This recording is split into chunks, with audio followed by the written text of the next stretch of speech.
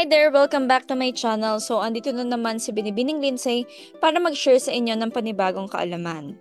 Okay, so for today's video, ay i-discuss naman natin yung mga classroom observable indicators for Teacher 4 applicant. So, kung ikaw ay applicant for Teacher 4, yan. So, baka makatulong sa iyo itong video na ito. Okay, so disclaimer lang, no, ang basis natin sa pag-explain ito is galing sa PPST indicators and ito nga classroom observation tool for teacher for applicant. And of course, yung naging basis natin ng mga indicators or objectives for T4 is galing sa DepEd Order number 24 series of 2025. Okay, so i-discuss na natin isa-isa kung ano-ano ang mga ito.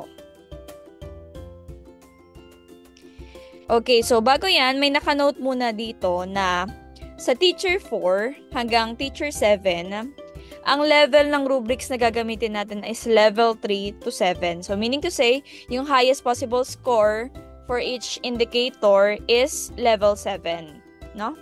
Okay, so isa-isahin na nating i-discuss ang mga sumusunod. Okay, so dito, yan, kitang-kita naman natin agad yung ating first indicator, apply knowledge of content within and across curriculum teaching areas. Yan. So, para daw maka-level 7, ito yung rubric na ating gagamitin. The teacher applies high-level knowledge of content and pedagogy that creates a conducive learning environment that enables an in-depth and sophisticated understanding of the teaching and learning process to meet individual or group learning needs within and across curriculum content areas.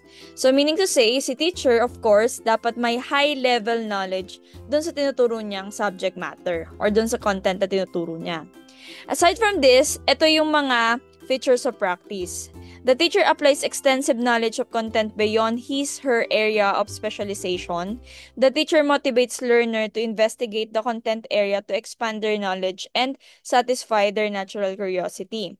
So dito, pag sinabi kasi natin within and across or apply knowledge of content within and across, ito yung pag-i-integrate natin ng ating topics dun sa other discipline. So meron tayong iba't ibang way ng pag-i-integrate. Meron tayong tatawag na intradisciplinary. Ito yung pag-i-integrate natin within the subject matter, no, or the content area. And then, meron naman tayo tatawag na interdisciplinary. Ito naman yung pag-i-integrate across other discipline, no? So, pwedeng isang subject, isang content.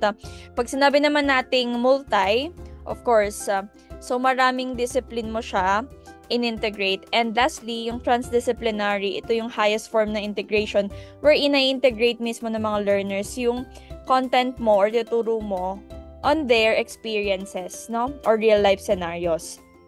Alright.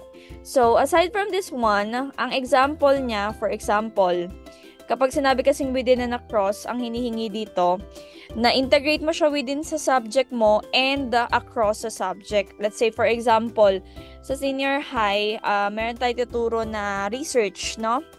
Or pananaliksik. Ngayon, paano ko siya mai-integrate across curriculum teaching areas? So, pwede kong i-integrate yung science or araling panlipunan wherein na-discuss yung mga inventions, no? Ayan. So, doon, i-discuss mo muna yung mga inventions like for example, telepono, yung airplanes, yung mga ganyan, no? Scientific interventions. Ngayon, yun yung activity mo. Ang title, for example, ay Wonder. So, paano ba na-invent tong mga to? So, we all know na sa inventions, bago yun maging inventions, dumaan muna siya sa process. Wherein, marerelate mo siya sa research. Kasi yung research, systematic process siya, no? And bago ka makapag-invent, magkakaroon muna ng research. So, doon pa lang sa pag-i-integrate mo ng lesson na yun mula sa ibang discipline like science and AP, naipakita mo na agad doon yung high level of knowledge mo doon sa subject matter kasi nagawa mo siyang i-integrate sa other discipline. Another thing, hindi siya pilit na integration, no? Talagang may meaningful connection yung in-integrate mong topics doon sa topic na dinidiscuss mo. So, hindi mo lang basta sinabi na nag-integrate ka. Nung nagpasayaw ka, sasabi mo may PE kang in-integrate, no? Hindi ganon. no? Na-discuss mo muna, of course, yung content na in-integrate mo and na-connect mo siya meaningfully dun sa subject or sa topic na dinidiscuss mo. Another thing, para maging evident siya, no? Kunin mo yung competencies dun sa specific discipline or subject na yon, and then, ilagay mo siya sa lesson plan mo na proof na talagang nakapag-integrate ka from the other discipline or the competencies, no? Of course, doon naman sa within, hanap ka rin ng competencies na malapit doon or may uugnay mo yung topic mo. So, ganun tayo mag-integrate, no? Or mag-apply ng content natin within a cross-curriculum teaching areas. Hindi siya pilit. Ano po? Okay. So, of course, malalaman din nating effective siya kapag naunawaan ng learners, no? Na-analyze niya. Mas maganda nga kung nakapagtanong din yung mga bata, no? Yan. So, ito po yung sinasabi dun sa first indicator. Next. Ito yung mga clarifications kung gusto nyo pong makita yung mga definitions din ng mga terminologies and concepts dun sa indicators. And next is apply a range of teaching strategies to develop critical and creative thinking as well as other higher order thinking skill. Okay, to get the 7, the teacher provides a broad range of questions and activities, including those of a higher order that challenge learners to analyze their thinking to promote deeper understanding. For the features of practice, the teacher gives learners opportunities to compare and contrast ideas. The teacher gives learners opportunities to synthesize or summarize information within or across discipline.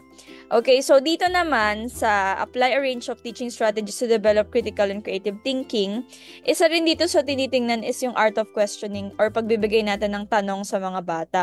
Of course, lagi naman tayong nag-start sa lower order thinking skills up to higher order thinking skills na mga questions. Let's say, for example, nagpabasa ka ng text, no?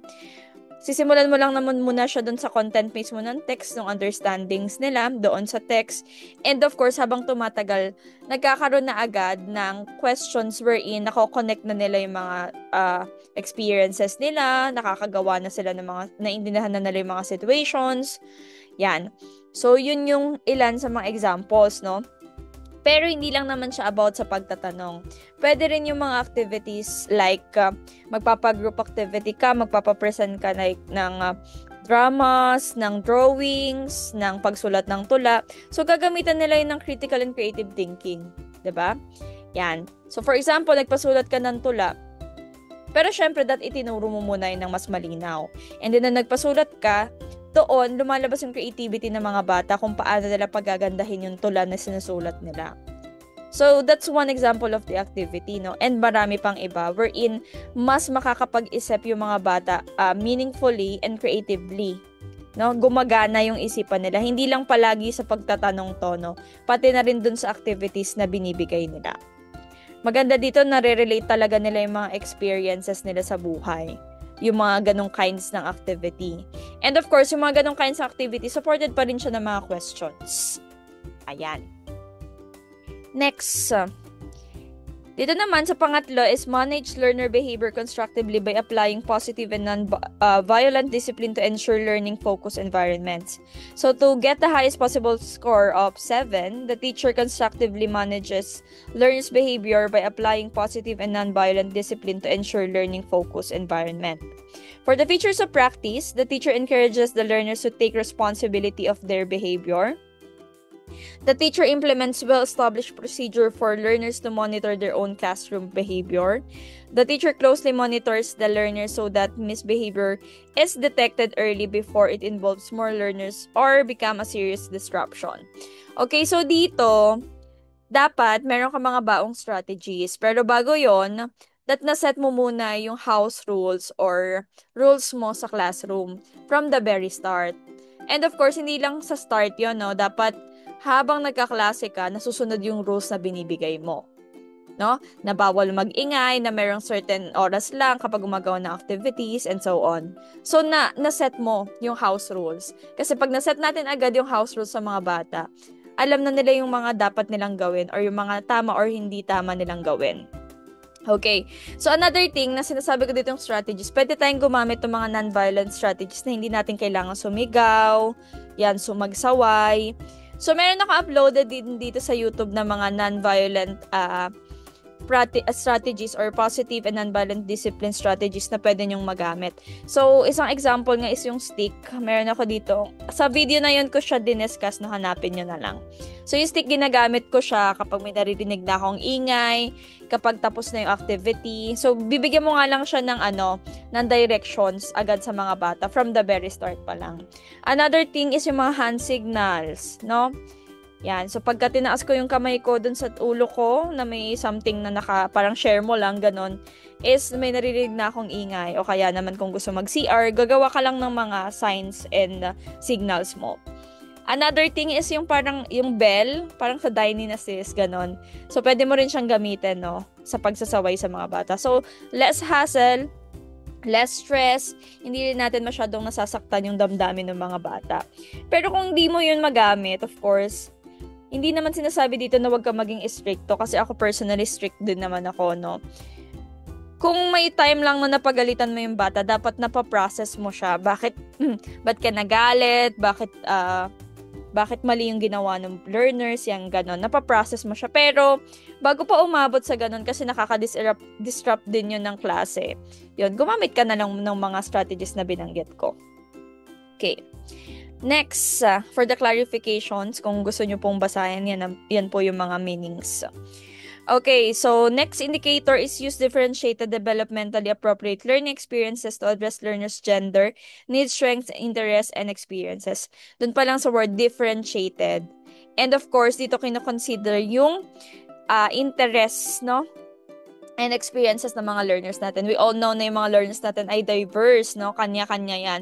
So, dito papasok yung idea na dapat hindi lang isang strategy yung dala ni teacher. Hindi lang isang activity, no? Kundi variety. Okay, so paano ba daw makuha yung 7? The teacher provides differentiated and developmentally appropriate learning experiences to address the diverse individual learning needs of learners.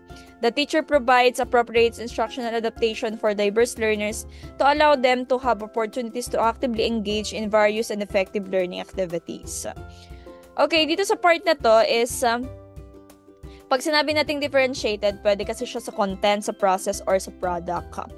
Let's say, magpapagroup activity ka sa mga bata, no? So, dapat marami silang pwedeng pagpilian. Merong, kung applicable lang naman, no, sa subject mo. Meron doon is yung, meron kang pagsulat ng tula, meron kang dola-dolaan, meron kang sayaw, or whatsoever, na related pa rin sa lesson, of course. And then you let them decide kung ano yung pipiliin nilang gawin. It's just that, kailangan ma-inform mo sila na wag nilang piliin kung ano yung pinili ng friends nila. Piliin nila kung ano talagang gusto nila. So, it's a matter of giving directions and instructions din, no? Or another thing, maglagay ka sa groupings na parang the boat is sinking, group yourselves into, yan. So, pipili sila na makakasama nila doon or para lang naman yun, isa lang naman yung example, no? Pero hindi naman yun applicable, lalo na pag mga 70 or 50 yung klase mo, no? Okay.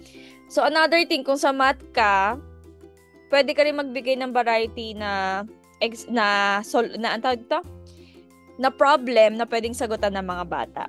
No? Na mas makakapili rin sila kung ano yung pwede nilang sagutan doon. Na kaya din nila. Yan. So, dito, mas kino-consider natin kasi yung strength and interest ng mga bata. So, kaya nga sabi, kailangan differentiated or iba-iba, variety yung maibibigay nating activities or strategies para sa kanila. Kasi hindi naman yan pare-pareha sila. Okay. So, for the clarification, ito yung mga sumusunod, no? And lastly, for the last one, plan, manage, and implement developmentally sequenced teaching and learning process to meet curriculum requirements and varied teaching contexts. So, para ka maka-7, the teacher manages well-structured lesson with emphasis on explicit connection between previous learnings and new concepts and skills.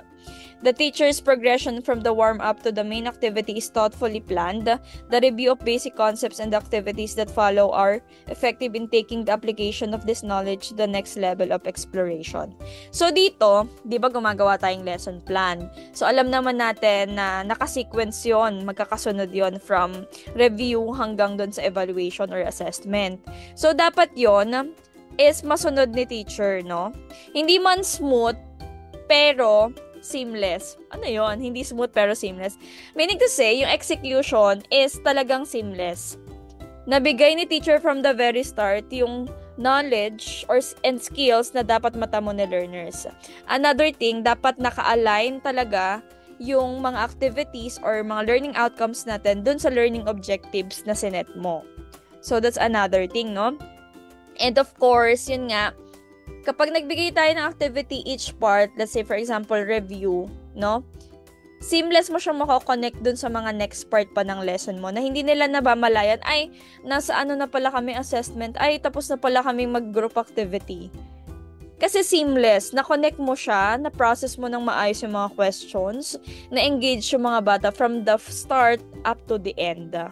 So, yun yung sinasabi ditong plan, manage, and implement developmentally sequenced teaching and learning process to meet curriculum requirements and varied teaching contexts. Ayan po siya.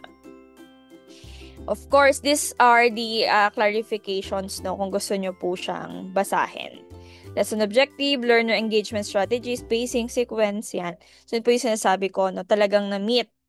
So, developmentally sequence yung pagtuturo ni teacher. And of course, engaged lagi yung mga bata. Ayan. So, yun lang po yung mga indicators or classroom observable indicators for applicant natin for Teacher 4. Yan. Sana po nakatulong to sa inyo. Pero magdi-disclaimer ulit ako, no? Based lang naman to sa features of practice and experiences ko rin dito sa paggamit ng mga objectives na to, no? Pero nasa sa inyo pa rin yan kung paano nyo to gagamitin sa inyong lesson. Yan lang naman. Thank you so much for listening.